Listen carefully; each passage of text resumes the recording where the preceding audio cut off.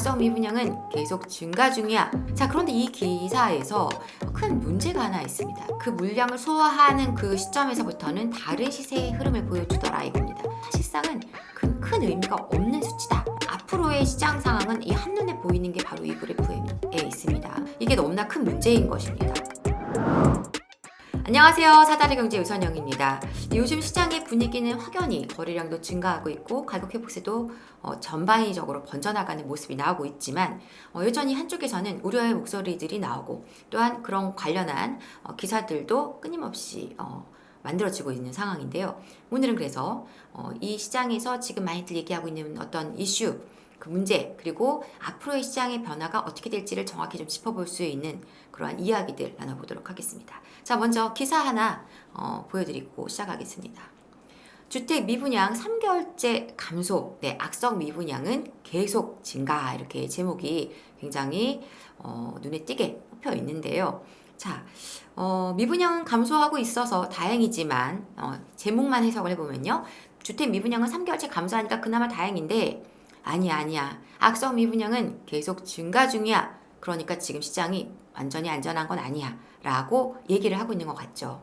자, 그런데 이 기사에서 큰 문제가 하나 있습니다. 바로 뭐냐면 이 미분양 3개월째 감소, 악성 미분양 증가 이 데이터가 전국을 대상으로 한 데이터라는 것입니다. 전국으로 한 데이터. 전국을 대상으로 한 데이터의 문제점이 뭘까요? 전국을 대상으로 한 데이터는 사실상 의미가 없습니다. 제가 왜 의미가 없는지 그 이야기를 좀 정확히 전해드리도록 하겠습니다. 자, 지금 제가 이렇게 자료 화면을 띄워드리는데요. 자, 지금 왼쪽에 보이는 것은 세종시고요. 오른쪽에 보이는 것은 대구시죠.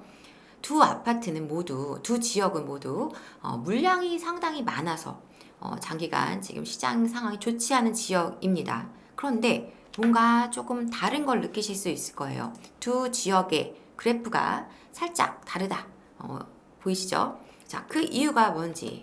자, 지금 보시면 여기와 이 부분. 두 지역의 차이가 느껴지시나요? 바로 이 부분과 이 부분에 큰 차이가 보이실 겁니다. 왜 이렇게 두 지역의 차이가 나는가? 그 답은 바로 아래에서 찾을 수 있습니다. 바로 이 부분이죠. 입주 물량. 즉 입주를 한다는 건 뭡니까? 이제 얘가 물량이 소화가 안 되면 악성 미분양이 되는 것인데요. 어쨌든 그 입주 물량 추이를 보여주는 것입니다. 지금 세종시 같은 경우는 어떤 분들은 아니 이렇게 공급이 많았었는데 대체 그때는 왜 시장이 세종시의 가격이 그렇게 나쁘지 않았을까라고 생각하시는 분도 있겠지만요. 이 시기에는 세종시 인구가 끊임없이 증가하는 시점이었습니다. 계속 인구가 증가하니까 입주 물량이 늘어나도 계속 소화할 수 있는 인구가 유입이 되는 거예요.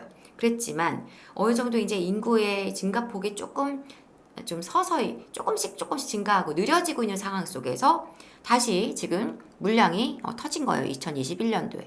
여러분들 세종시 기억하시는 분들은 2021년도부터 세종시가 안 좋았다는 거를 알고 계실 겁니다. 그래서 그때 물량이 갑자기 또 확 들어와 버리니까 이 물량을 소화하지 못하면서 또 시장이 좀 여러 가지 상황들이 안 좋아지면서 더 크게 요동치면서 가격이 많이 빠졌던 것이고요. 근데 지금 왜 조금씩 회복을 하고 있느냐? 이제 물량이 부담이 없는 구간으로 들어갔기 때문입니다. 그래서 제가 세종시는 올해 1월부터 지금 매수하지 않으면 바닥에서는 못 잡는다 이런 말씀을 드렸던 것이고요. 자, 대구시는 어떤가? 대구시 물량이 많은 지금 시점 상당히 좋지 않죠. 지속적으로 물량이 증가했고요. 계속 2023년에도 24년에도 물량이 많습니다. 자, 그런데 그렇다 보니 시장 상황이 좋지 않고 특히나 전세 가격의 하락폭이 매우 크게 떨어진 거를 확인하실 수 있을 겁니다. 자, 이렇게 차이가 있는 거예요. 이게 무슨 차이입니까? 결국은 지금 현재 이 물량에 따른 지역별 차이가 있다라는 거죠. 지역별 차이가 있다라는 거. 똑같은 물량이 들어왔지만 그 물량을 소화하는 그 시점에서부터는 다른 시세의 흐름을 보여주더라 이겁니다. 전국이 아니라 각 지역별로 말이죠. 굉장히 대조적이다. 그리고 분양 물량의 어떤 전국 데이터, 이 통계는 크게 의미가 없다라는 것을 제가 말씀을 드리는 겁니다. 자, 그러면 실질적으로 우리 물량에 대한 한번 내용을 체크를 해보자고요. 지금 7월 초에 발표된 5월 주택 통계입니다. 여기 보시면 국토부에서 발표한 내용이죠. 여기 보시면 이제 중요한 건 여기죠. 미분양 주택수 지금 계속 얘기하고 있는 이 부분. 요거를 좀 우리가 관심을 가지고 보셔야 될 텐데 여기 보시면 보세요. 미분양이 많다고는 하는데 뭘까? 지금 과거 2009년부터 2013년, 14년까지 시장이 좋지 않았던 시점에서는 미분양이 엄청나게 많았고요. 요 초록색이 미분양이죠. 요 초록색. 그리고 그 노란색은 악성 미분양이에요. 악성 미분양도 상당히 많았었습니다. 그런데 지금 보시면 준공호가 이제 악성 미분양이에요. 자, 그러면 지금은 미분양 역시 많기는 하지만 상대적으로 굉장히 적죠. 그리고 현재 이 악성 미분양이라는 거 추이를 보시면 거의 이 데이터상에서는 잘 감이 안 올 정도로 매우 적은 어떤 비중을 차지하는 것을 확인할 수가 있습니다. 과거와 비교해 보니까 너무나 미미한 수준의 미분양임을 체크하실 수 있을 거예요. 그래서 과거랑 지금 상황을 봤을 때 지금의 이 미분양 물량이 아주 심각한 수준이 아니다라는 걸 우리가 확인할 수 있고요. 자, 좀 더 정확한 데이터를 한번 확인해 보기 위해서 5월 말 기준의 전국 미분양 주택 현황을 이 주택 통계에 있는 자료를 가지고 한번 보도록 하겠습니다. 지금 보면 전국 수도권 그리고 인천 경기에서 지방 이렇게 제가 중요한 지역 중요한 부분을 이렇게 확대해서 가져온 것인데요. 여기 보시면 이제 빨간색으로 되어 있는 색인되어 있는 이쪽이 증감률과 증감을 나타냅니다. 세모 모양으로 달려 있는 것은 증가가 아니라 감소를 의미해요. 그래서 그냥 수치가 늘어난 것은 증가, 그리고 세모가 달린 것은 감소입니다. 자, 그러면 보시면 전국적으로 지금 미분양이 감소하고 있죠. 그리고 수도권도 감소하고 있어요. 어디만 늘었어요? 네, 서울만 지금 늘었습니다. 그런데 서울이요. 총 가구 수가 400만이 넘습니다.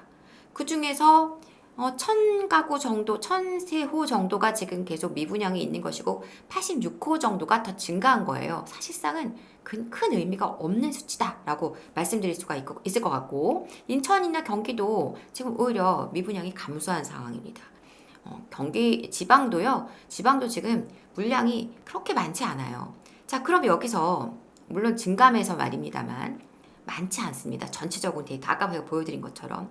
자, 그러면 이게 준공호 악성 미분양은 어떤지 한번 볼게요. 지금 보시면 전국적으로는 악성 미분양이 오히려 지금 어떤 상태예요? 증가했어요. 조금 있죠. 근데 아까도 제가 보여드린 것처럼 아주 심각한 수준이 아닙니다. 거의 아주 미미한 변동폭이고요. 176호 정도가 전국 가구 수 중에서 증가를 한 겁니다. 자, 그러면 수도권은요. 수도권은 지금 총 그 가구 수 중에서 준공호 미분양이 한 1600호 정도 됩니다. 그러면 수도권의 전체적인 가구 수는 얼마나 되나요? 1000만 가구가 넘어요. 자, 그런데 거기서 1600이라니 이거는 큰 수치가 아니죠. 거기다가 이것도 추이상으로는 이제 감소를 하고 있습니다. 서울도 감소, 인천도 감소. 물을 많은 양은 아니에요. 유일하게 경기도가 조금 증가했지만 준공호 미분양의 수치 자체가 워낙 많지 않고 그 중에서도 감소폭과 증가폭도 아주 미미한 수준이기 때문에 지금은 크게 문제될 만한 수준의 어떤 미분양 물량이 아니라는 것입니다. 그게 가장 중요한 얘기고요. 더 중요한 거는 뭘까요? 미분양보다 훨씬 심각한 문제가 지금 앞에 놓여 있습니다. 바로 공급 물량이 감소하고 있다는 것이에요. 지금 보시면 인허가 물량, 인허가는 이제 정비 사업을 기준으로 하면 사업식 인가를 기준으로 합니다. 그래서 사업식 인가를 받으면 인허가 물량으로 이제 이게 집계가 되는 것인데요. 주택 인허가 물량이 전국적으로도 지금 감소 전년 동기 대비 감소를 했는데요. 특히나 파란색 기둥으로 표시되어 있는 것이 수도권인데요. 수도권의 감소폭은 상당히 큰 것을 확인할 수 있습니다. 그러니까 인허가가 되어야 그 다음에 착공해서 공급을 할 거죠. 그런데 인허가 자체가 보통 인허가부터 그냥 일반적인 착공까지 그 공사 완료될 때까지도 시간이 상당히 걸리는데 정비사업 같은 경우에는 사업식 인가부터 입주까지는 더 많은 시간이 걸리는 거예요. 사업식 인가니까. 그러면 아무리 타이트하게 잡아도 7, 8년 정도를 보셔야 된단 말입니다. 왜냐하면 관리 처분 인가부터 한 5년 가까이 보셔야 되고 거기에 더해서 인허가에서 관리 처분까지도 바로 다이렉트로 바로 가는 경우가 많지 않기 때문에 이게 아주 뭐 빠르게 간다 하더라도 5년 이상은 무조건 걸리는 거예요. 자, 그러면 지금 이렇게 돼 있는 인허가 물량도 감소하고 있고 착공 물량은요. 당장 이제 한 3년 뒤면은 이제 공급이 될 수 있는 물량입니다. 착공 물량도 매우 심각해요. 지금 보시면 빨간색 그래프 여기 위에 지금 2021년, 22년과 비교해서 상당히 지금 물량이 적은 거를 눈으로도 바로 확인할 수가 있는 상황이죠. 자, 거기에다가 옆에 지금 보시면 5월 6일 착공 추이를 보시면 수도권 같은 경우 네, 이렇게 지금 내려온 걸 확인할 수가 있습니다. 그러니까 지금 그 착공 자체도 감소돼 있어요. 3년 뒤에도 공급이 별로 없을 거라는 얘기예요. 그죠? 자, 그리고 분양도 마찬가지입니다. 지금 상당히 안 좋죠. 그래서 지금 이렇게 상황이 좋지 않아요. 모든 지금 공급을 해줘야 하는 모든 지표가 다 상황이 매우 좋지 않습니다. 이렇게 되면 앞으로 2년, 3년 뒤, 5년 뒤, 6년 뒤까지 서울 수도권 공급 물량은 상당히 부족하다. 전국적으로도 부족하다. 공사비는 오르고 시장 상황은 지금 현재 좋지 않고 이러다 보니까 건설사들도 어떤 사업 수주하려는 것을 주저하고 이런 상황이잖아요. 자, 제가 볼 때는 결국은 앞으로의 시장 상황은 이 한눈에 보이는 게 바로 이 그래프에 있습니다. 서울, 인천, 경기의 지금 입주 물량 추이를 보여주는 것인데요.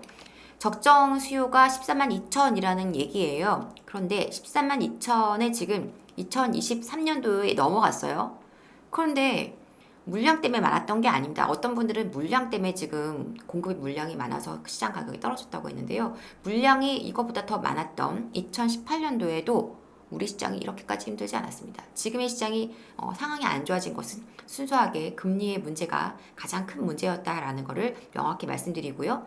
그렇지만 앞으로가 문제인 거예요. 2024년, 25년, 27, 26년까지 지금 보시면 이 그래프를 보시면 이렇게까지 물량이 없었던 적이 없어요. 이렇게까지 물량이 없었던 적이 없다고요.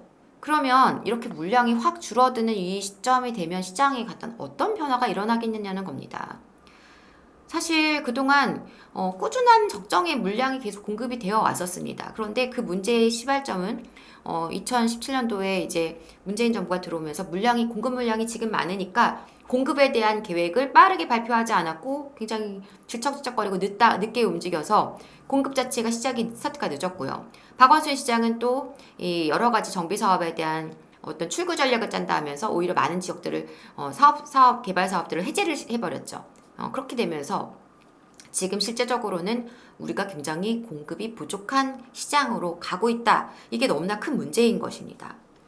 자, 그러면 앞으로는 어떻게 될까요? 지금 공사비는 계속 증가되고 있고 단기 급격한 급락에 따른 어떤 건설 경기 침체 이런 것들과 맞물리면서 건설사들도 공사 수주를 하지 않으려고 합니다. 그러니까 공급 물량은 점점 더 줄어들 수밖에 없어요. 공사를 더 많이 공사를 하도록 하려면 공사비를 인상해줘야 되고 인상하는 게 힘드니까 이 조합과 이 건설사와 서로 계속 분쟁 아닌 분쟁을 하게 되고 이러면서 계속 사업은 지연되는 이러한 상황들이 계속 이어지면서 앞으로 내년, 내후년 계속 그 이후로 쭉 공급이 부족한 시장으로 가게 된다는 것이죠. 이거는 굉장히 우리 시장에 큰 부담으로 작용하게 될 것입니다. 지금 당장은 우리가 눈앞에 떨어져 있는 전세 가격이 역전세가 났어, 큰일 났어 이렇게 하지만 이 문제는 점차 해결될 수밖에 없어요. 왜냐하면 공급이 지금 없어질 것이기 때문에. 그래서 역전세라는 것은 전세 가격이 계속 떨어져야지 문제가 되는 것입니다. 전세가 회복을 하고 있고 대출에 대한 어떤 부담이 줄어들고 있고 월세보다는 전세가 더 매력적으로 다가가는 시점으로 계속 방향이 가고 있는데 사람들이 전세 안 갈 이유가 없죠. 거기다가 이제 물량까지 적어져요. 그러면 전세 매물 더 희소해지고 매매 매물도 희소해집니다. 그러면 어떤 상황이 벌어질 것이냐.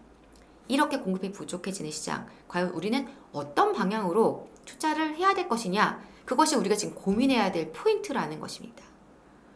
그래서 이 방향에 대해서 제가 명확하게 알려드리려고 하는데 오늘 말고 다음 시간에 이어서 이 이야기를 이어가 보도록 하겠습니다. 여러분들, 시장이 우리가 눈앞에 지금 떨어져 있는 문제들도 중요하지만 앞으로 5년, 10년, 결국은 부동산이라는 건 미래 가치를 담아가는 것이기 때문에요. 앞으로를 보면서 대응하셨으면 좋겠습니다.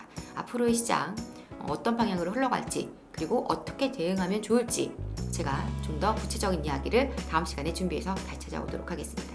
여러분을 늘 응원합니다. 지금까지 사단의 경제 유선영이었습니다. 감사합니다.